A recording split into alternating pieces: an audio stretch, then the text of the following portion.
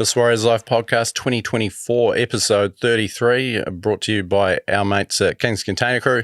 Head to kingzcontainercrew.com for your container packing and unpacking solutions throughout New Zealand and Australia. I'm Will Evans, joined in the Frank studios today by a very special guest, one of the most influential people in the history of New Zealand Rugby League, Otahuhu, Fox Memorial, two-time title winner, Brisbane North's Brisbane Premiership winner as a coach, Kiwis coach through one of the probably most transformative eras in the history of New Zealand Rugby League, Wigan multiple Championship Challenge Cup winning coach, a Manly coach, a beloved figure at Manly in the early 90s in a halcyon era for the Winfield Cup and what it became in New Zealand, stints with Western Samoa and the Cowboys, a term as the Warriors owner. And tonight, Sir Graham Lowe. Welcome, mate. Thank you so much for coming in. Thank you, Will. It's my pleasure. For someone like me that sort of grew up, I guess, like a lot of people in that boom of the early 90s, you were sort of at the forefront of that, and I watched a lot of footy with my old man as a young fella, and you know he sort of revered you as someone who had put New Zealand Rugby League on the map during those wins over Australia in the mid 1980s. Do you still sort of get a sense of what you mean to people that have sort of watched league for decades over here and the legacy that you left? Well, I don't know if it's a sense of what it means to people, but it is what I find, and it happened to me yesterday. It's such an honour and a privilege that people still remember. Someone came up to me yesterday and introduced themselves and said that they watched the game whenever it was, and so I've always of the thousands and thousands of people that have come up over the years, because I'm an old fella now, I'm 78 this year, but I've always felt it's an absolute honour and a privilege and a thrill every time someone comes up and says, can I have a photo taken or something like that. It's pretty difficult sometimes when they ask me about some of the games, because they get, some of them get a little bit mixed up, and because I've still got the remnants of the brain damage from when I had the brain hemorrhage at Manly. So, but it's a thrill for me that people do still remember it and respect that time. For me, one of the biggest influences of becoming a big league fan and probably getting a bit obsessed with it and going on to sort of become involved in the media and that sort of thing was the video that you put out. I think it must have been at the end of that 1991 season after you'd coached Queensland to the first Origin series win in that memorable season with Manly. I think everyone, it was like Nirvana's Nevermind, everyone had a copy of that video. Everyone loved it. I watched it that many times. I watched it again yesterday for the first time in years. Do you ever get people sort of coming up to you and saying, I grew up watching that VHS? Yeah, honestly, I'm not exaggerating, but all the time, still, all the time. I go to Millie's Cafe in Millwater down the road from where I live, and two elderly ladies approached me today, talking about, just talking about those times. And one of them was a rugby union lady, and but she used to go to Carlo Park with her dad. She said, look, I've probably been there as many times as you have, and it was just fantastic. So they were maybe a little bit younger than me, I'd better say. But it's just it was a great time. There was a lot of different characters, and there was a really important guy at that particular time that I think is unknown in New Zealand. It was Graham Hughes, because I've always looked back. There was John McCready, who was the director of programming, I think it was, for TVNZ, who made a decision to show the Winfield Cup on TV2. And he engaged Graham Hughes. I was part of it as well, but Graham Hughes was the guy that introduced into people's living rooms back in the early 90s the Winfield Cup, and he did it in a style and a manner that only he could do. He really showed class and style, and on the screens people were able to see these great figures they'd really only heard about or read about or occasionally seen in a test match or something. They were beamed into the living rooms of New Zealanders through this is, it's 91, 92, all through that period and beyond. And the influence I think that Graham Hughes had played a major role really in the evolution of the Warriors. Without the audience that Graham Hughes captured, it would have been a lot more difficult to get the Warriors going. Well, it's great to hear you say that. Graham Hughes is a hero of mine. When I was a young fella, I wanted to be a commentator because of Graham Hughes, and from all those highlights on the Graham Lowe video, I'd memorise the segments of commentary almost like you'd memorise a song or something and practice them myself. And he was the soundtrack to that era, and he was so amazing. And then you joined him in the box as well after you finished up at Manly. Yeah. And I have that to go over a bit later, but that obviously a memorable time for you and a kind of crucial time for you because you had a bit of a loss when you're sort of forced to give up coaching. Yeah, well, and it gave you a bit of a purpose again. Yeah, well, that's right. Well, it was. I don't like to think about it too much. Really, it was. I can't remember a lot of it, but I was given no chance to survive. Karen, my wife, was unbelievable. She had a belief and kept me in a positive way, I suppose. And she was counselled and told on five separate occasions I couldn't last the day, couldn't last the night, or by the end of the week, that would be it. She got told that 5 times. Wow. And it was because not only but Hughesy understood me, and I was really lucky because his career was with the Bulldogs, and they played a brand of footy that I just used to love. It was when structured footy was really starting to come into it at that particular time, and I thought the risk was being taken out of the game, and I'd always believed that the biggest risk in the game was not to take one. I always thought that was the biggest risk of all, and I see a slight change in the game now because in the last year or so, particularly this year, but in the last couple of years, I've noticed sides starting to play with a bit more if it's on, try it, rather than don't pass it unless we drop it type attitude. And maybe some of that's got to do with some of the younger players, that are coming in. Particularly, have a look at the Tigers. Some of the younger players that Benji has brought in couldn't get a start because modern day coaches are probably a little bit concerned about their players haven't had enough experience at that level and whatnot, and what would happen if they're out there. But all they need is the opportunity, and so I think the way the game is being played now reminds me a heck of a lot of how it was back in those early 90s and late 80s.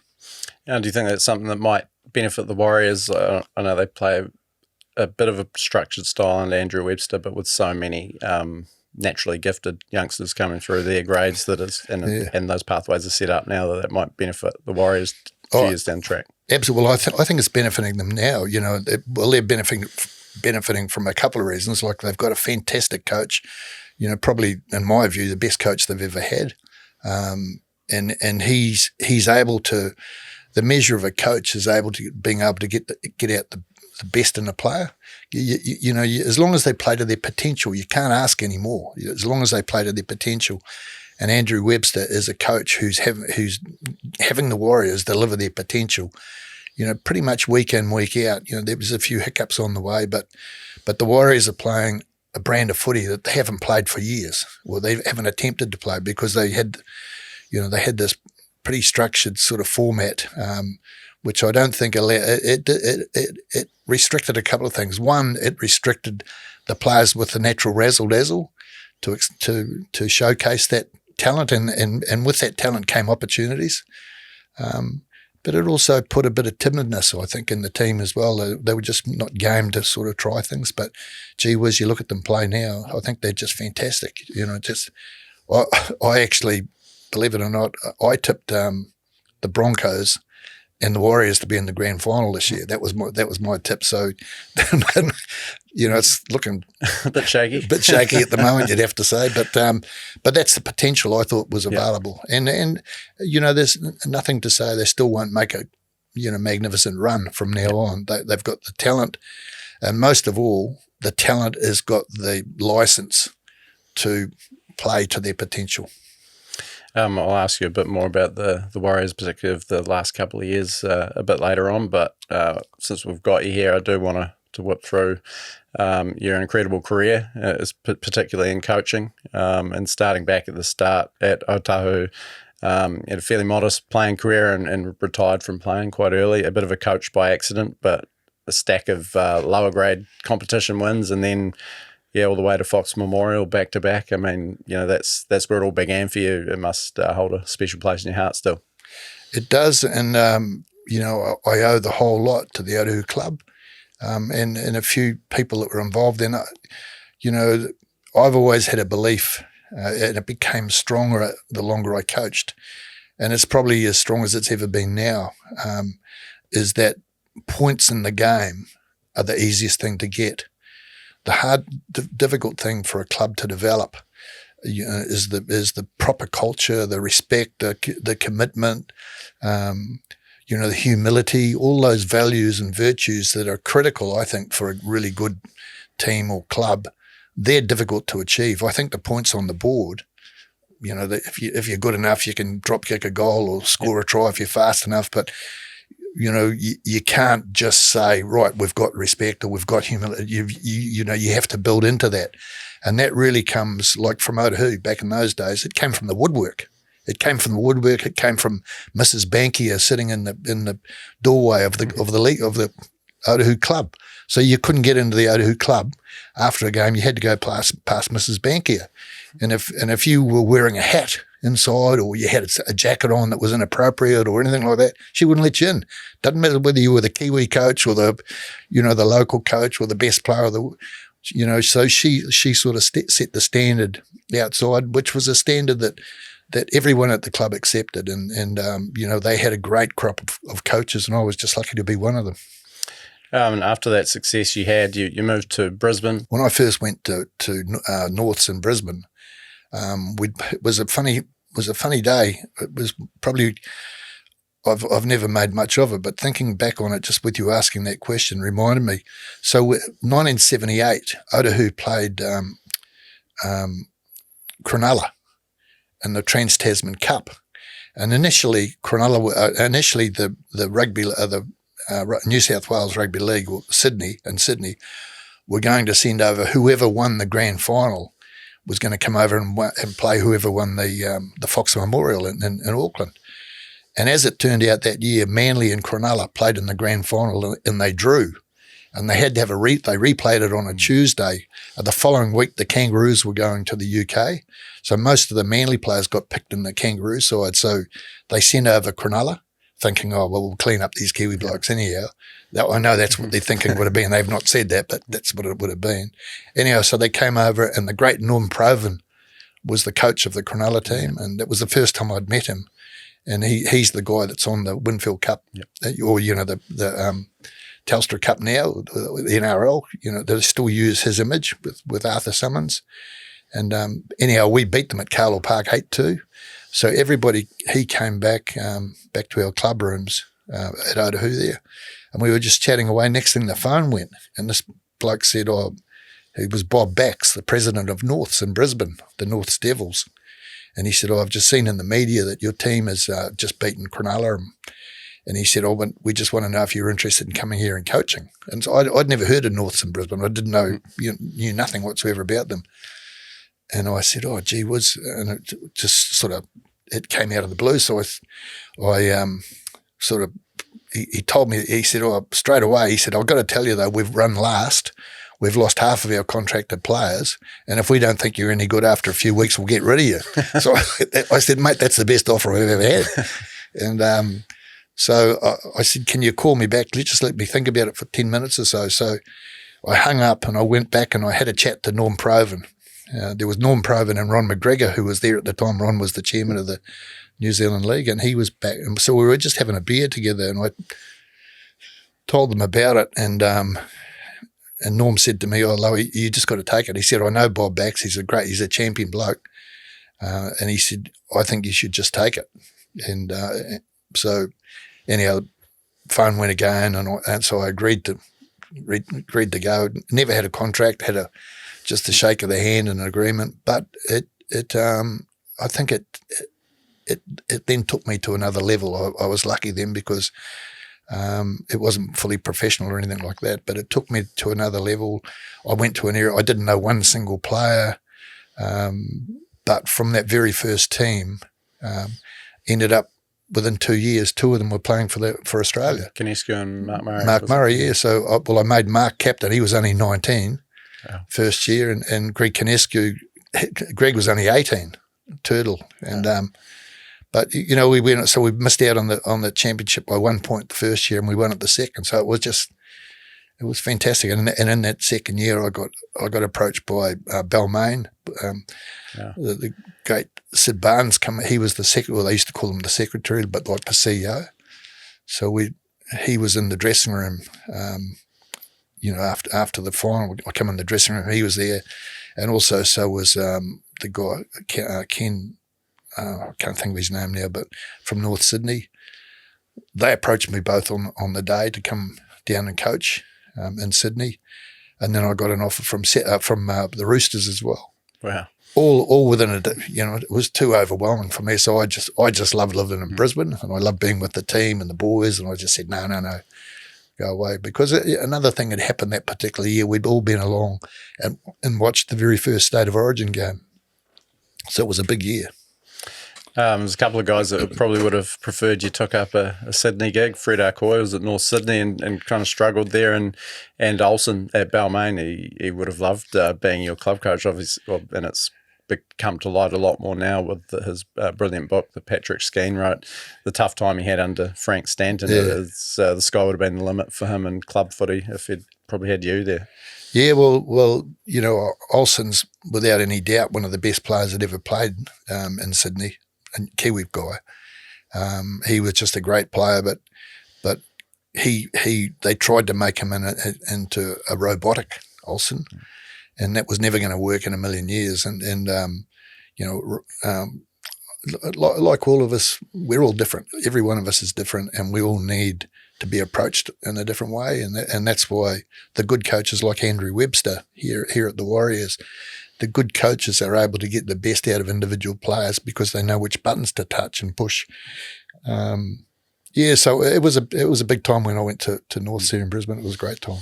In a similar vein to Olsen, Joe Kilroy, he was man of the match in your 1980 grand final win, electrifying player. He'd just come onto, I think you probably gave him his first grade debut there and turned him from hooker into a fullback. A guy that seemed to have the world at his feet and probably never kicked on, even though he did play a couple of Origins late in his career. Is that another sort of case of, that just what you're talking about, and Mark Graham's talked about your ability to do that, to treat every player as an individual, which was probably a little bit ahead of its time at the time. Do you think sort of Joe is another one that comes in that category? Yeah, Joe was a really special player. As he said, he was only a young boy to start with, 18 years old. But I would liken him. I know your listeners and people watching this would think, gee whiz, that's a real too big of an exaggeration. But he was just like Reece Walsh's. Yeah. Kilroy was just like Reece Walsh, that sort of player. And in that grand final, he had an unbelievable game. But the guy who got us to the grand final was Mark Graham. Mark Graham was a fantastic player, and there's a little story about how he got to play over there, because back in those days, the New Zealand League used to have a transfer fee on players that if you'd played for the Kiwis and you went to a professional club, they had to pay a transfer fee. And I think from memory, that because there was two players I was going to bring over. There was Mark and also Stan Napa. Stan hadn't played for the Kiwis, but he played for Auckland, and he was a good player. He was an international in waiting, really. But the New Zealand League, I think from memory, put $5,000 transfer fee on Stan, and 25,000 on Mark. And at North, the club just couldn't afford it. And so I kicked up a little bit of a stink. And so between Bob Bax, the president, and myself, we went along to see Ron McAuliffe, who's like known as the senator, the architect of the Origin. Well, he was the president at the time of the QRL. This is back in 1979, long time ago. And went along to ask them for a loan, if they would pay for the transfer fee for Mark and for Stan.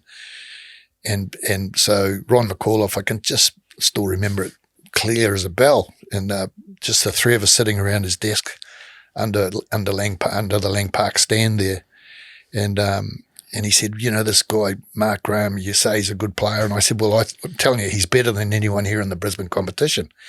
And so he said, he couldn't be better than Wally Lewis and all this. He spoke like that. And so he said, tell you what, he rang Kevin Humphreys. So Kevin Humphreys at that time was the president or the chairman of the New South Wales Rugby League. So he just on speakerphone, he rang Kevin and he said, look, I've got Lowe here and Bob Bax from Norths, and they're trying to talk me into funding Mark Graham to get Mark Graham over. Do you know anything about him? And Kevin Humphrey said, he's a champion, get him straight away. Because Kevin had seen him play. They used to play on a Wednesday night, the MCO Cup and the Panasonic Cup and those sort of games. So he'd seen Mark play along with Kurt and Dane Sorensen and Olsen. All those guys used to play for Auckland way back in the day in the MCO Cup. So from that conversation, the QRL then paid for the transfer fee for Stan Napa and for Mark Graham to come over. So, probably no one's ever heard that, but that's how they got there. Yeah, I think Ron McAuliffe probably got his money back from the transfers down to New South Wales. Exactly. Yeah. Just before we move on from your stint at North, I mean, it was probably the last golden era for Brisbane Rugby League competition there. You had generational talents like Mal and Wally coming through, and Origin was starting. Big coaching personalities along with yourself, Wayne Bennett, Ross Strudwick, Bob McCarthy. It was on TV. Yeah. Sifting through YouTube, there's a great clip, and probably one that you won't remember, or maybe you do. I don't know if it caused a stir at the time, where you blatantly called one of the referees a cheat on Barry Muir's TV show. Yeah. Graham, you have been not complaining, but you're a bit worried about referees. They have been giving you a bit of trouble. Yeah, I think it's a pity really that the Brisbane public can't see the referees on TV just to see what the Brisbane sides have to put up with, because we've had two or three or a couple of good refs, but at least one of them, as far as I'm concerned, is just a cheat. Well, that's fair enough, and I hope you don't get him in the grand final, Graham. It was great. I mean, imagine what would happen today if a coach did that. It was great. Yeah, I still got fined. Oh, you did? Yeah. No, anyway, he got the point. Probably worth it then. So you came back and coached the Kiwis. Everyone knows league knows this part of New Zealand Rugby League story. You came back in 1983. Within 2 tests, you'd ended a 12-year test win drought against Australia. An incredible night at Lang Park. 84 swept Great Britain, another historic result. And then that iconic 85 series, which probably should have won, and kind of a moral victory with that 18-0 thrashing at Carlaw Park to finish the series. I mean, it's kind of touted as the era that gave New Zealand Rugby League credibility again, or probably for the first time, put us on the map. Just that legacy to leave. I know the stint at the Kiwis didn't end particularly friendly, but just those 3 years must mean a hell of a lot to you still to see where we came from after that. Yeah, I think that I'm so proud of that. Well, I'm totally proud of every year that I ever coached anywhere. But that year, I don't think the New Zealand League needed credibility, but what they did again was with television and whatnot that was just starting to emerge. I can recall the first test we had and having a conversation with Ron McGregor, because the New Zealand Rugby League used to pay TVNZ or whoever it was to be on TV. So I said, I couldn't believe it because I knew what was happening in Australia from my time there. So I actually rang Ken Arthurson, and who was the boss of the Australian League at the time. And Ken did a deal with Channel 9 and was able, I think it was Channel 9, to enable the New Zealand League to get paid for the first time to have the game on TV.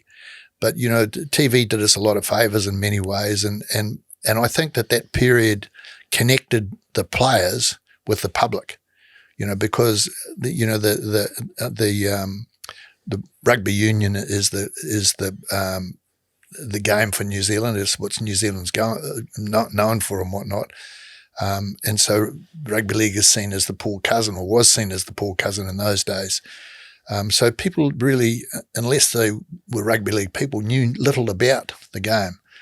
But I think what that period allowed was for a lot of guys like Mark Graham and Olsen and the Sorensens, those sort of players, Dean Bell and all those sort of, you know, fantastic players were able to connect with different conversations that were, you know, around the swimming pool where we were staying at the hotel and things like that.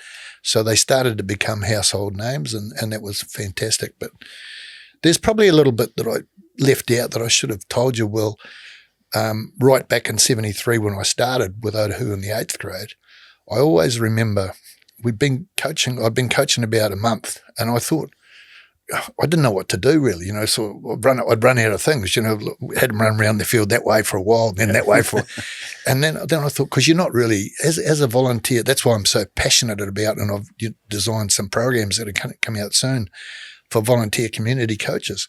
But I thought, what the heck do you do? You know, because, you know, you really only go by who's coached you and what they've done in the past and whatnot. So I wrote a letter to this, because this is 1973, before email and all that. Yeah.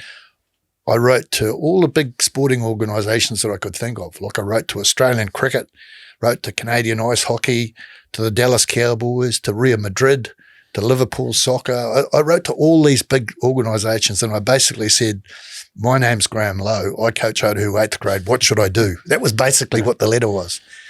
And to my absolute delight, a couple of months later, I can't remember when it was, but I get this white envelope turned up and had Dallas Cowboys in one corner, and it was signed by Tom Landry, who was the Dallas Cowboys coach at the time.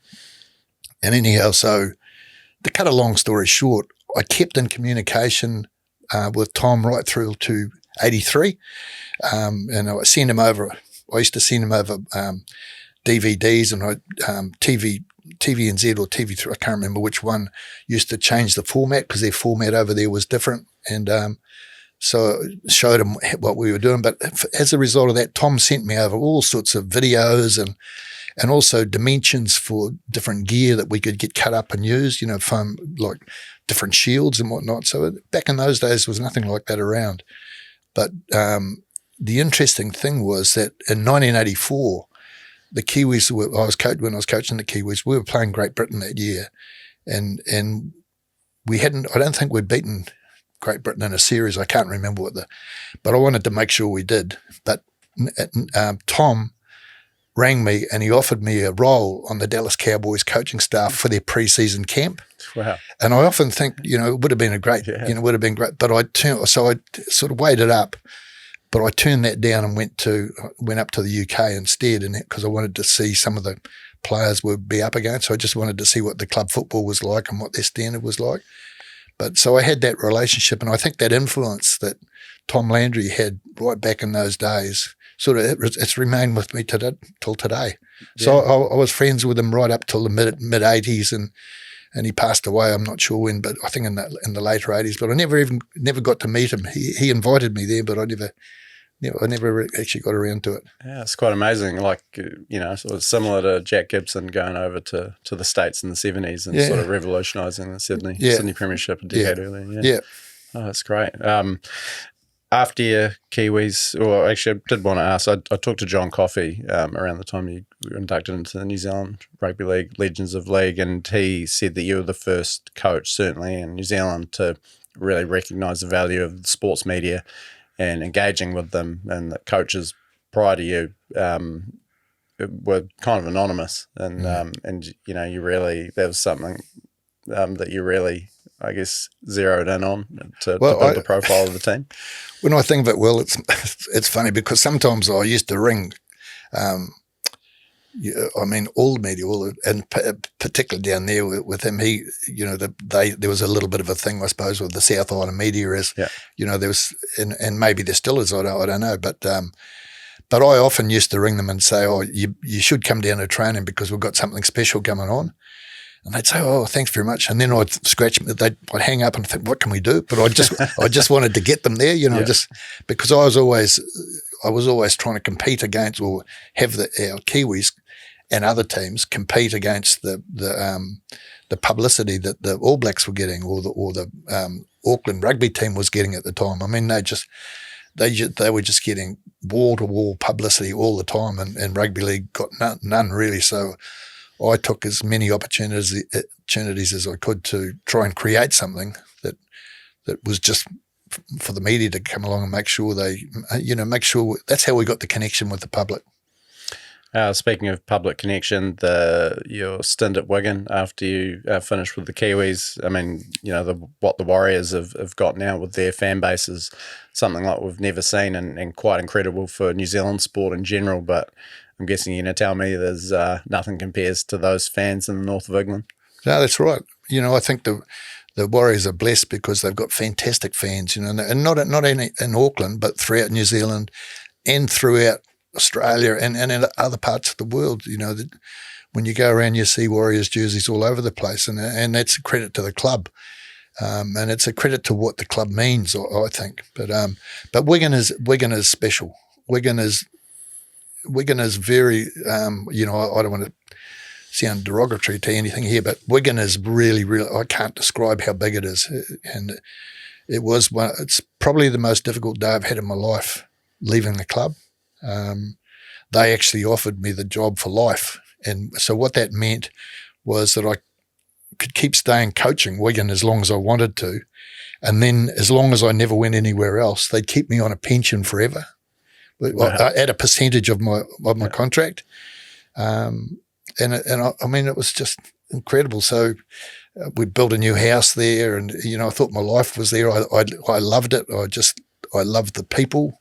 I loved what the game meant to the people, how important it was to the people, and what the club stood for, and the history and all that. But, it was, one of my daughters was having a few issues. My first wife rang me and had a chat to me and asked me if I could come back in the off season to help. And I thought about it overnight, and I thought, no, it won't work. So I just went in and saw Maurice Lindsay, the chairman, the next day, and said, mate, I'm sorry, but I'm resigning. And he said, when at the end of this year or next year? And I said, no, now I finished, and I resigned on the spot. So it took right up to Maurice has passed away now, and I last spoke to him last year just on the phone, and right up to even then he still thought that Ken Arthurson, who was strong Manly involvement, even though Ken was with the Australian League, he thought Ken had tapped me to come to Manly. It wasn't the case at all. It just seemed to happen that way. It's such an incredible, for us, it's hard to remember a time where Wigan weren't sort of the giants of English rugby league, but they hadn't won a championship for 20 odd years before you 27 turned up. And you obviously had those Challenge Cup wins, an incredibly successful period, but some hard to handle characters as well. Ellery Hanley, Sean Edwards, Andy Gregory, huge talents, but huge personalities with big egos. Was that the most challenging part of your career from a man management point of view, which was kind of one of your biggest strengths?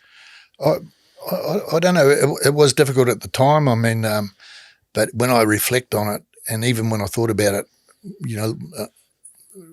during that period as well, it taught me more about myself because, I was pretty strict about this is how we're going to do it, and so it took a little bit of accepting. And I mean, I had a major issue with Ellery Hanley, who was possibly at that time the best in the world, best player. He's just unbelievable talent, and he'd had quite a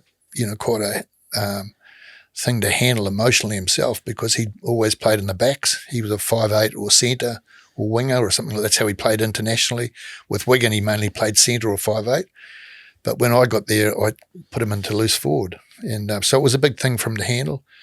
But the talent of Ellery came through. Like that first year, he scored 63 tries. 63 tries. And not only that, he topped the tackle count nearly every week as well. He was just incredible. But anyhow, I had a few words with him about something and kicked him out. I mean, in those days, had to be on it. They had a transfer system, so players, when they left the club, they went on a transfer list, and then other clubs, if they paid that transfer fee, could pick the player up. And as it turned out, no one could afford Ellery because he was sort of on the same money as George Best, the soccer player at the time. Super talent, but in the end, I got him round to my place, and just over a cup of tea, we had a bit of a chat, and I figured I totally misread him. I thought he was upset because I didn't make him captain, but it wasn't that. It was over some other smaller. I used to wear a red cap on the sideline.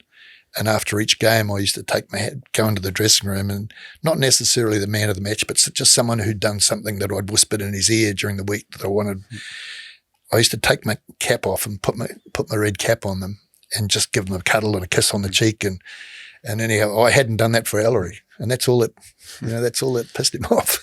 I suppose a few other little things as well, but Ellery to this day now is, I'd consider him a great friend, and same as Andy and Sean. I'm really proud of those guys. I'm really proud of them. You became, when you went back to Australia, became the first Manly coach that hadn't actually played for the club since 1965. Most of those guys had played for Australia. Is it fairly daunting coming into that sort of environment and Manly with their reputation and, maybe a bit insular, or was your friendship with Ken Arthurson kind of negated all that? No, well, Ken really, once I got there, Ken had little to do with it. They had a guy, Doug Daly, who was the CEO at the time. He was a fantastic guy.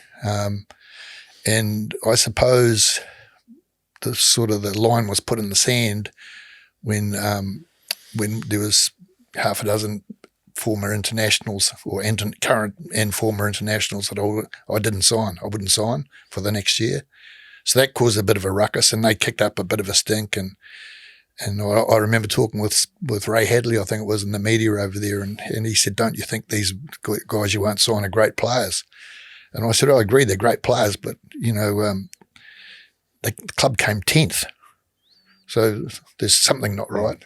So I brought in a lot of the local juniors, which had never been done at the club before, and within 2 years, those local juniors were playing, for Australia. So, but I had a great relationship with all the players, with the club, with the fans, and I still do today. And not being a former player there, it didn't seem to matter at all. I was that first year. We had Max Krilich, reserve grade coach. He was, former captain of Australia and a great fella.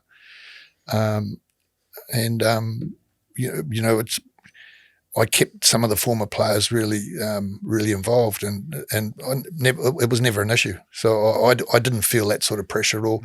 Nothing compared to the pressure of coaching at Wigan. Wigan was, to give you an example, Karen and I had to have police protection for 2 months because of the number of death threats I was getting, and we were winning. It was it's just that I was making decisions with selections that the fans didn't like. But we weren't losing anything. We were winning, and so that's how it got really serious. And the expectations of Wigan, and what was expected of the coach or of me, I suppose, it would just maybe I took on more than I should have. I'm not sure, but I know the day we left, the most emotional day of my life. Leaving Wigan to go to Australia. Honestly, Will, I'm not exaggerating. I would say in the Wigan district, at least 1 in every 3 windows on the street that we had to go down, which thousands of them, Lowe don't go, whitewashed onto the window. Wow. And I read later that the police said there were 8,000 people at the Manchester airport, outside with banners. They'd caused all sorts of ruckus trying to get me to stay. Man, So that's a passion that's different. I'm not saying that that's not anywhere else, but just how it is up there.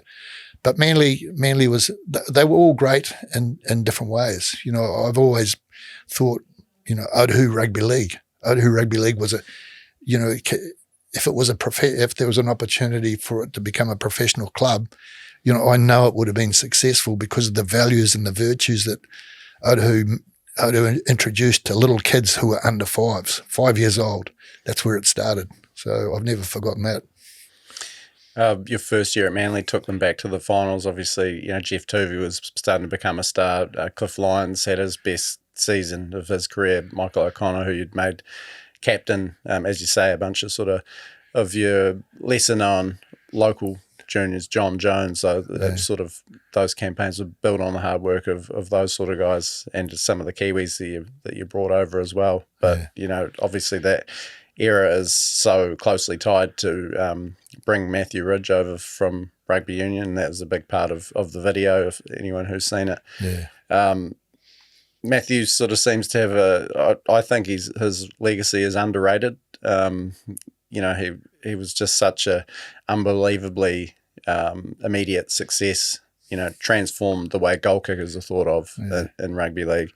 He was, it was the first one for a while that had really, come from being an All Black to make it to the top of rugby league straight away. Do you think that legacy is underrated? I mean, for me, he's the player of the decade for New Zealand. I agree with you. Matthew was he was a different sort of character. He was a polarising sort of person in many ways. But man, oh man, what a competitor! What a competitor! And I saw, I saw things in him that, might have upset people at different times, but he never once ever for 1 second let me down in any way. He was absolutely fantastic and without any doubt the best signing I ever made. Actually, when we signed Matthew, we signed Zindan Brook at the same time. God, that would have been so good. Yeah, Zinny would have been such a good player, but the deal that we had with Zinny was that he could stay here a month or so and to tell the truth, I was a little bit concerned about how he would cope with the pre-season training because it's a little bit different to what they're used to over here. So we had this thing where Zinny was reporting back each week just on what he'd been doing. And he was going to be coming to us, whatever, 6 weeks later, or I can't remember exactly the times, but then I couldn't get hold of Zinny and I just knew, I smelled something was wrong straight away. And eventually I got hold of him and I said, mate, you don't have to, I said, you've changed your mind. You don't, and I think the rugby union had gone on to his mum, said he'd be letting Marriott down and all this sort of stuff and whatnot. But we had him, and he was contracted to us for 3 years. And he said, well, look, I know I'm contracted to you there. And I said, mate, I've already made my mind up. Don't worry about it. I'll tear it up. I'll tear the contract up. Don't worry. I said, I've only got one thing. Don't tell anyone. Don't tell anyone at all. Because the only people who knew were Zinny and his brothers and Matthew and our CEO, Doug Daly, back in Manly. So everything was all good. And would have been about a month later, I got a call about 7 a.m. and Doug said to me, oh, Lowe, have you seen the Manly Daily, which is the local paper, the local paper in Manly? And I said, no. And he said, the chairman's called a special board meeting. You got to be down at 8:30 for a board meeting. So I go down to the club and all over the tables copies of the Manly Daily. And on the front and the back is headlines, Lowe tears up Brooks' contract, and then a story about how we could have had this, fantastic rugby union player, but I let him, and we had him contracted and I let him off. So Gordon Willoughby, who was the chairman of Manly at the time, he said to me, Lowe, is there any truth in that? And I said, yeah, we had him signed.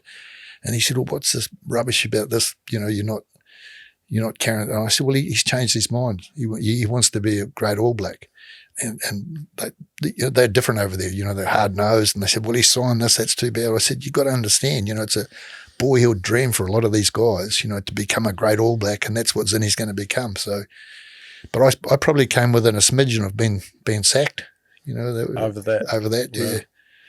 But Zinni would have been a great player. Yeah, just all the skills and he would have handled the transition. Surely, yeah, too right, he would have. Yeah. Unbelievable 91 season, and it's such a centerpiece of your video is that minor semi-final where you had so many players out. I've got them written down here: Tony Edel, Hasler, O'Connor, David O'Donnell, Ian Roberts, all ruled out for weeks. Then you lost Tuvey and Martin Bella during the game.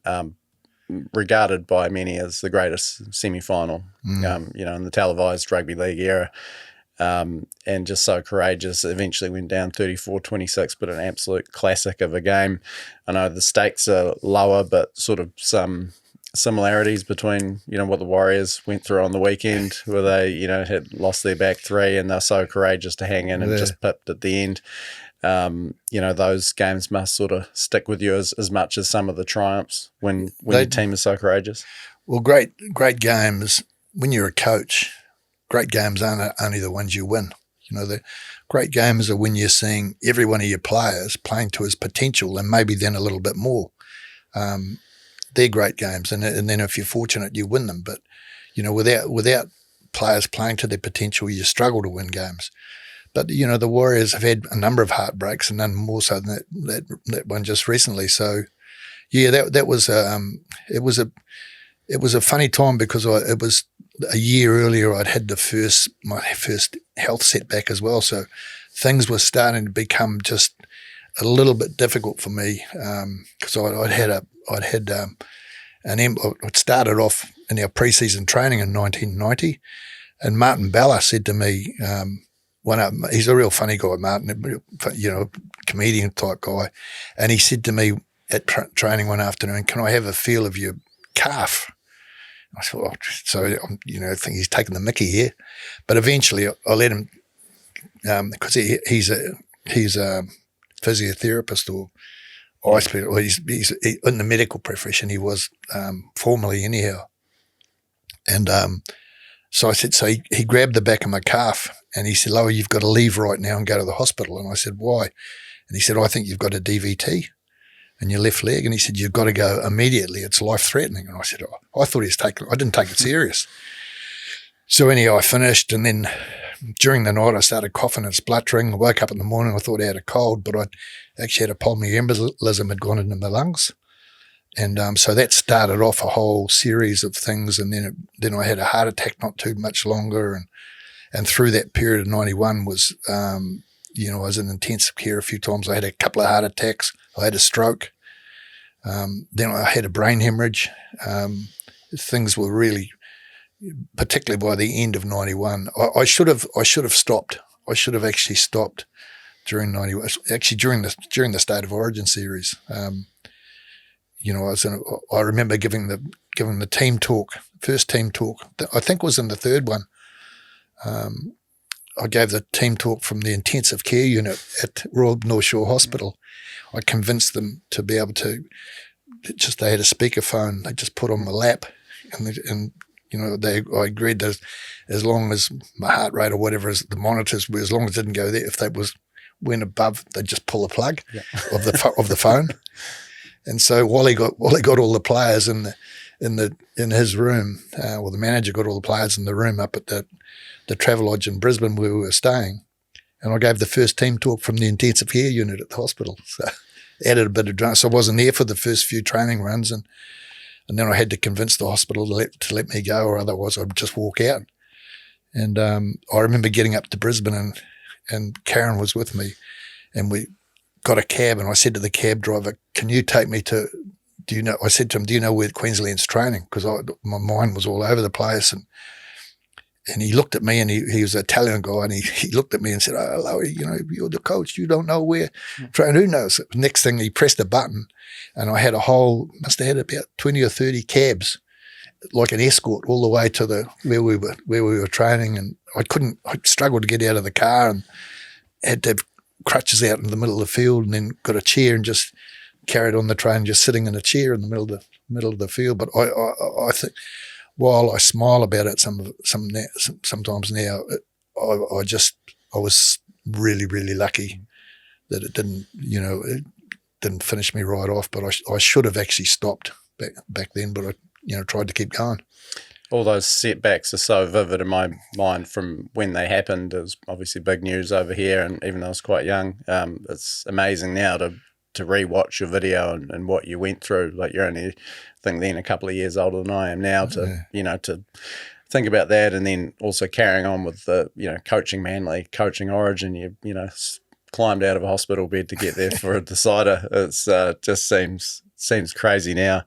One question before I get into that Origin period, from my co-host Brad. He's dying to know if you still got that maroon blazer that you get around in the video. No, actually. So I used to do a little bit on the AM show with Duncan Garner, and my blazer had sort of disappeared, and because I had a couple of them, 91 and 92, and they were fairly identical, but the 91 was when we won we won that 2-1, and the second one lost 1-2. But that we were having a bit of a clean out and found it in a box in the garage, and it had a bit of mould and stuff on it. And so Karen said, "What do you want to do with it?" I said, "Oh, might as well just chuck it out." And she said, "I'll see if I can get it dry clean and see what it comes up with." So it came up really, really looked like new. So I spoke to Duncan, and Duncan did a thing on the AM show and just auctioned it off to, so the funds just went to a charity. And gee, it's disrespectful of me, but I can't think of the young fella's name down in Christchurch who bought it. But it got nearly $15,000 for the. Wow. And it would have actually gone higher, but someone put in some sort of dummy bid, so they can't stop the whole thing. But so I've got no mementos at home of any of my career, because I've given it all away, given the whole lot away. So I remember that just on that. Quickly, if I can go back in time a bit, Jack Gibson, the great Jack Gibson, he was doing a fundraising thing for Arthur Beetson. Arthur Beetson at the time he'd been in a big pub down in Sydney, and he had gone belly up. He'd been let down somehow, and so he did a lot of money, and Jack was trying to help him financially. So Jack ran this big fundraising thing, an auction, and so he asked me for a few things. So I had a whole, I can't remember how many, but a lot of them. So there was 5 trophies that you played for in Wigan in UK while I was up there. So we'd won all 5, some multiple times, some 3 times, some once, and some twice. So I gave Jack all those.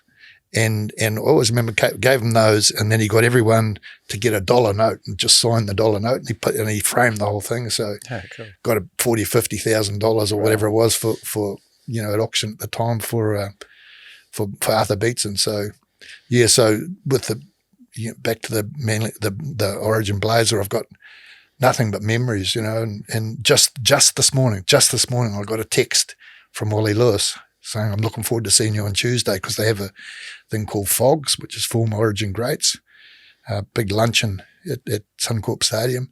They have it before the last game that's at Suncorp each year. Excuse me. So I'm fortunate that I'm sort of part of all that. So we take a few friends from here over, and I'm really looking forward. It's a great day to, mix with Wally and all those blokes again. It's really good. Really, it's fantastic. So again, to go back to that era and people sort of getting on board with rugby league in New Zealand, that seems to be everyone's first Origin series. It was mine. I was 9 years old and remember it so vividly. Wally's last series, all 3 games decided by 2 points. Michael O'Connor, your Manly players, sideline conversion to win it. You running out onto the field by mistake after the first game, which is just the amazing part of your video. And in a classic decider to finish it all off. But it's still extraordinary today, and probably even more so with time, because controversial appointment at the time. You're a Kiwi. You'd obviously, played a big role in Brisbane Rugby League, and that's how you got the gig. But it was still controversial, and you're replacing Arthur Beetson, who was a legend. still, and a great mate of mine at the time. Yeah, absolutely. And still, more than 30 years later, you're still the only Queensland Origin coach that didn't play for Queensland, which, it really illustrates how, I guess, not a gamble, but it would have been an easy decision for Queensland Rugby League to make to not appoint a Kiwi at that time. Yeah, well, I was, there was no one more surprised than me when they gave me a call. I just couldn't believe it. I get a call from a guy, Kevin Brash, his name was. He was one of the board members, and he rang up and said, "Oh, Lowe, we've just had a board meeting, and we want to know if you're interested. We'd like to appoint you Queensland coach." And I said at the time, "Well, what about Arthur? Is Arthur finishing?" And they said, "Oh, no, we'll have a talk to Arthur, let him know and whatnot." And he said, "We want the team to move in a different direction or whatever, some sort of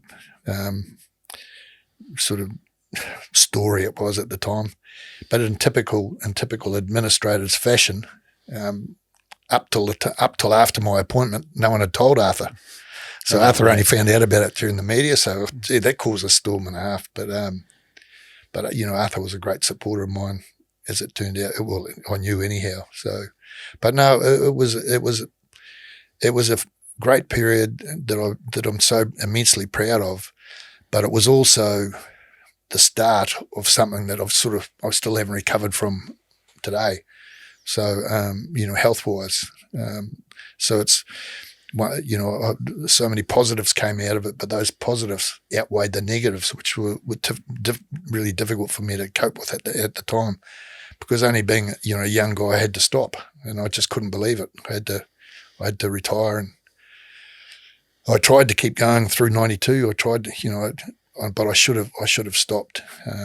I actually kept going till the beginning of 93, and with Manly, and we hadn't even kicked off. We were still in the pre-season. I think we'd played a couple of trials, and I was doing a media conference down at Collaroy Beach, and was in one of the surf rooms there somewhere. But what I remember about it is the concrete floor, because I was doing a press conference, and all of a sudden, I've ass over tit in front of everyone, and I'd had a stroke again, and so that was it. I retired the next day. Gave a young bloke called Bob Fulton his start in coaching. Oh well, Bozo had already been Manly's coach for a number of years before I got there, and it was Australia's coach, and he's one of the best coaches ever. In fact, many will say he is the best coach Australia's ever had. So, but it was a different time, and but then a couple of years went by, and I coached Samoa in the World Cup, and that was just through Eddie Poching, who was a great supporter of rugby league, but a strong figure in the Samoan community here in Auckland in particular. And Willie his son was playing for the Warriors at that time, or coming through the ranks, I think it was at that particular time. So they sort of asked me to they said it'll be easy and we'll help you and all that sort of. And but I got caught up in the whole competitiveness of it. Once you get a sniff, because that's the trouble. It doesn't matter how unwell you get about things. The fire, if you like rugby league and you've been sort of doing the sort of stuff I was doing, the fire never ever goes out. Even till this day now, the fire never ever goes out. And you look and you think, I could do that tomorrow. You just know in your mind. You might have to learn a few new phrases and whatnot, but you have the confidence in yourself that you could do it tomorrow. And I would do it tomorrow given the opportunity, but I know my body would let me down. A few people probably don't know that you sort of were a bit ahead of your time in spruiking the idea of a New Zealand team in the Premiership back while you were coaching the Kiwis, presented to Ken Arthurson, John Quayle. That obviously grew leagues with Mount Albert and Peter McLeod at Auckland Rugby League in 1989, early 90s. The Winfield Cup took off here, the popularity of it, and they were basically the first of the four teams to get the green light for 95. It just seemed like a match made in heaven that you would be the Warriors' first coach, but was it as simple as the DB Lion sponsorship scenario that you didn't end up becoming the coach? Well, I got a call from Peter McLeod one day. I was coaching Manly, and he asked me, he asked me if I'd be the first coach, and I was really excited, and I was honoured and thrilled, to have it offered to me. But I said, look, I've just agreed something with Manly. I've got to, I have to have a chat with Manly. So I had a talk with Manly, and they were totally supportive. They said, no, you've got to do this, and you're a Kiwi, you've got to do it if the opportunity is there for you. So anyhow, I got back in touch with Peter and said, yeah, I would do it. So I just had to finish the season at that time. But then Peter rang me about, I can't remember how, I think it was a few weeks later. And he said, it might have been a month later or even longer. But he said, we've just agreed to something. We think, knowing you and your background, I think it might have an effect on your decision. And I said, what's that? And he said, we've accepted DB as our major sponsors. And I said, well, I'm out then. I've got nothing whatsoever against DB. I think, they're fantastic. And, I knew the guy, I knew a lot of people at DB at the time, and they were fantastic. But I just thought that it was wrong I thought that moral's probably the wrong word, because it's an alcohol thing, but I just thought it was the wrong thing for the club to do at the time, because Lion had supported the game for as long as I knew, and now that there was some opportunity to really crack the big time in the professional rugby league, they were going to go with their opposition just for a few dollars more. I knew there'd be nothing in it, but just a few. So I just pulled. I said that's it. Pulled out. And Peter Money came out from, who's a fantastic coach, but he came out from Wigan. But this, I just, to me, there's some things you can't. I've never been prepared to compromise my principles to fit in with mediocrity, and I thought that was a mediocre judgment call at the time. It may, with your health, it may not have worked out eventually anyway for you, that you would have been able to coach them. But yeah, it's certainly one of those things people look back on and I guess wish that you had been able to take the reins for that for such an important period, which ended up being pretty topsy-turvy for the club. Looking at those early days, and you got to sit in the commentary box and commentate those early Warriors games, and it must have given you a fair bit of personal satisfaction to see a couple of players. He had a lot to do with Dean Bell, who you gave New Zealand Test debut and you had at Wigan, and also Gene Namu, who you brought over to Manly, gave a first grade debut at 18, for them to both be in that first Warriors team. Yeah, I was not only for those players, just for the game in general, and for the courage of Auckland getting it all going. I was pleased for everyone, because I knew it was going to be difficult. I probably knew there was a lot of people who thought, that, well, this is going to be, because we had some exciting players, and thought this will be a walk in the park, but they had no idea what they were going to be up against on a week to week to week to week. And that's what that weekly grind is. Even to this day, many don't understand or realise just how tough it is for the Warriors, because it's week in and week out. And this is like a test match every single week. And you're playing against, the research that goes into the opposition teams you're playing against is just incredible. So, but in a smaller way, that's what I knew that was to come for the Warriors right back in those early days. I love the story of John Coffey in the box at Ericsson Stadium as it was then, that after that classic game, which they lost to the Broncos, and sort of non-league journalist sort of piped up and said, they won't lose another game this year. And John Coffey was just, shaking his head going, you got no idea what this competition's like, mate. And obviously went and got pumped by the Steelers the next week. But fast forward a few years and hadn't quite gone to plan. And yourself and Malcolm Boyle and Tainui, with the help of Tainui, took over ownership of the club. It's again a tumultuous period and took a toll on your health. Certainly took a toll on your finances. You've said to me when I talking for the 25-year Warriors book that you genuinely believed that if you guys hadn't stepped in, there's a chance the club could have folded? Well, it wasn't that the club would have folded. They would have lost their licence. There's no doubt about that, because Arco had told me that's how we got involved in the first place.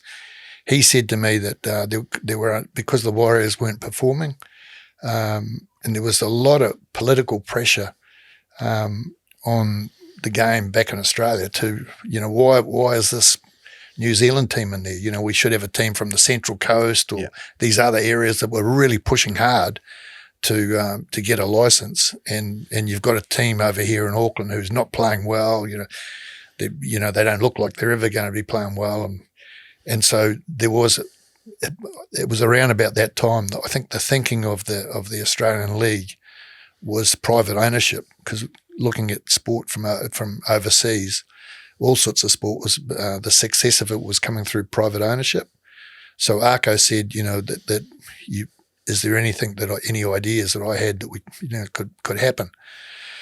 So I had no idea whatsoever. But Malcolm Boyle, who's the late Malcolm Boyle, who's a fantastic man and friend and rugby league man, he spoke to him about it, and spoke to him about it over a couple of glasses of red wine, because back in those days we always thought good ideas didn't come after a glass of water. and Malcolm's top PR guy in New Zealand, and dealt with a lot of big businesses in New Zealand that had a lot of money and would be ideal to support a venture such as this. So we put our heads together, and then out of the blue, Matt Rata, the late Matt Rata, got in touch with Malcolm and I and asked if we could meet him up in Jervois Road at the steakhouse up there in Jervois Road. So we met with Matt, and he said that he'd been approached by Bob Mahuta from Tainui, and Bob was keen on, because they had some money at the time, and they were keen. They were all rugby league people at that particular time, and they were keen, if they could, to help and support the Warriors. And so Matt, even though he came from up north, he sort of facilitated it to start with. And then sadly, he was killed in a car crash, I think, after that, going back up north. But so we went, Malcolm and I went down and met with Bob Mahuta, and Bob was a great rugby league man. I think he played for Ponsonby, but a great fella, Bob. And we ended up doing a partnership with them that worked well for a few weeks, I'd say. Unfortunately, Bob himself got unwell, and wasn't as dominant, I suppose, in the thinking and the planning of what was happening. And without going into it too much, it to put it absolutely bluntly, Malcolm and I got totally absolutely shafted. And anyhow, it's life. You've got to move on with it. It was sad at the time, but the thing is, if we hadn't done it, there'd be no Warriors now. They wouldn't be in the competition they're in now. So it's worthy of another couple of episodes. That whole period, just dramatic. Tumultuous, and there's an incredible book about it, Beleaguered, which you're heavily quoted in, and everyone else who is involved is amazing read. But not to dwell on it too much, but obviously you guys were kind of shunted out of the whole picture during 2000, and then the club essentially wrapped up, and Eric Watson swooped in, bought it, and then the club did have some on-field success very quickly. The success that we'd sort of been waiting for since '95, because it had taken such a personal and financial toll on you. Was it hard for you to, be happy for the club straight away when they had that success? I mean, it was all still probably quite raw for you, what had happened. I think I was always happy for them. I was bitterly disappointed, and it's hard. It's hard. It was hard to remove that from my heart. From deep inside me, because I felt just so let down.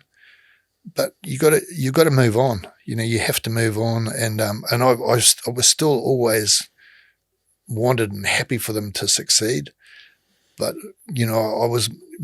that was outweighed by the frustration I had because I knew they weren't going about it the right way. In my view, they weren't going about history will judge. They weren't. I think history is always the best judge. But it was a long time. It's since Ortex has taken ownership and they've brought in Andrew Webster. I think it's the first time in the club's history that it's on the right track. To sort of finish off, I guess, talking about the Warriors, that you must be fairly proud as a rugby league man of the trajectory that they're heading in. And obviously last year was an incredible ride. This year, but up and down, but the foundations are there for sort of long-term success and I guess the great pathways that are coming through and rugby league is healthy again in this country. Yeah, I think the pathways is a key word that you've mentioned, and because one of the rugby league is such an emotional game because it's, I watched a replay of the All Blacks over the weekend, and I sort of, I know I'm one-eyed, but I thought, no way in the world I could get emotional about that. I was watching this, I just couldn't get emotional about it. But rugby league is an emotional game. You're up and down, and that's why last weekend with the All Blacks was a great example of why it's called kick and clap. It's totally different to being at Mount Smartsdale, out there, isn't it? But the thing is with pathways, and one of the emotional things that happens is people fall in love with the players. And that's, as a coach, that's a really, really dangerous trap that you've got to be wary of, because you see the players giving you absolutely so much, and then you see them after the game, see that it's the totally distressed condition they're in, and they've done it all for you. And it's so easy to fall in love with them. I've done it myself. And once you fall in love with them, you start keeping them there for too long. And so I think that the test over the coming 4 or 5 years, I suppose if I had a magic wand I could wave that could supply the Warriors with something, they probably lack just a little bit of class. They could lack just that little bit of class that maybe could win these games like of the weekend. That's not being disrespectful to them. They've got a team. Everyone in there is giving 100%, and that's all you can ask for. But just that extra little bit of class, it's not easy to find. But so it could be within those pathways that you mentioned, because the pathways are fantastic. And New Zealand, I think, is a breeding ground for great NRL players. But the only thing that'll stop that coming through is if people start falling in love with the players. And I can understand if it does happen, and if or even if it has happened, I don't know. But players do give you so much. They will do anything for you. The players will do anything for you, and you feel you owe them so much, and the last thing you can do is not pick them the next week. So I suppose it might sound a little bit double Dutch to some people, but that is the big trap. That is the big trap. There's time to, and really the time to move people on is when they're at the best, not when they're at on the slope down. You've got to just pick the right time and have the next one coming through, and have the confidence in the next one coming through. Two ways of having the next one coming through. One's to go and buy them, but the Warriors really are a development club. They're not a recruitment club. They're a development club. And I think with Ortex as the owners and their vision that they've got probably for the Warriors, and with Andrew Webster there and his staff, he's got I think there's a great team there, and something that we can all feel pretty confident with, but it's not easy. It's just not easy. No, absolutely. It's 30 years, and it's still feels a wee way away that the ultimate of winning a premiership, but loving the ride still. Before we let you go, I just did want to touch on, you've had so many honours, QSM way back in 1986, Order of New Zealand, Order of Merit in 2013, and rugby league, New Zealand Rugby League life member, even this year, Auckland Rugby League life membership. I was part of the panel that proudly made you a New Zealand Rugby League Legends of League 2 years ago, first coach without a prominent playing career to be inducted into that. And, it's basically New Zealand Rugby League's Hall of Fame. But to get knighted in 2019, that's one out of the box. That must be something that really sort of knocked you off your feet. Do you know, Will, this is one of the first times I've come out and I haven't worn, because I always wear a jacket so I can put my little badge on, because I'm so proud of it. I wear it on my pajamas, and I'm so proud and thrilled, not only for myself, I'm just thrilled for everybody, but one of the things I'm really, really proud of is that what the Knighthood was not for rugby league. The Knighthood was for services to youth and education. And funnily enough, I had limited education myself. Pretty much when I left school, I could make an aluminium ashtray. That was about it, But by utilising the principles of my coaching philosophy, there's 12 principles that I have. We've been able to, with the support of a number of polytechs around New Zealand, but UCOL down in Palmerston North are our preferred supplier at the moment. So with the great work of their tutors, we're able to deliver NCA Level 2 foundation studies, literacy and numeracy, at the moment, the biggest part of what we do is in a lot of the prisons throughout New Zealand. So a lot of these guys really have got no education whatsoever, really, and they've certainly not ever achieved, they've never been presented with any awards and things like that. So we have a course called Kick for the Seagulls. And to give you an idea of the scale of it, since we named it that at the end of 2017, within the end of 2017 till January this year, we'd had more than 1,000 men graduate with NCA Level 2 literacy and numeracy foundation studies. So, that's a big number, and that's something that I'm really, really proud of. And seeing the men graduate gives me the same buzz, the same feeling that I had when I was sitting on the sideline at Wembley, with 100,000 people singing to me. It's a proud and prestigious and a thrill and an honour to receive all that. I feel those same feelings seeing these men graduate with that. That's an amazing legacy to leave on top of, the legacy that you left in rugby league as well. So congratulations, mate. I think it's a nice place for us to leave it. Thank you so much for coming in. I can honestly say I don't even know if I'd be doing what I'm doing if it wasn't for people like yourself and Graham Hughes and what you did for the game and making it what it became in the early 90s. So thank you for that, and for sharing parts of your amazing story with our listeners. It's a huge buzz for me to have you in here, and just thanks so much for your time, mate. Good on you, Will. Thanks very much, mate. Cheers.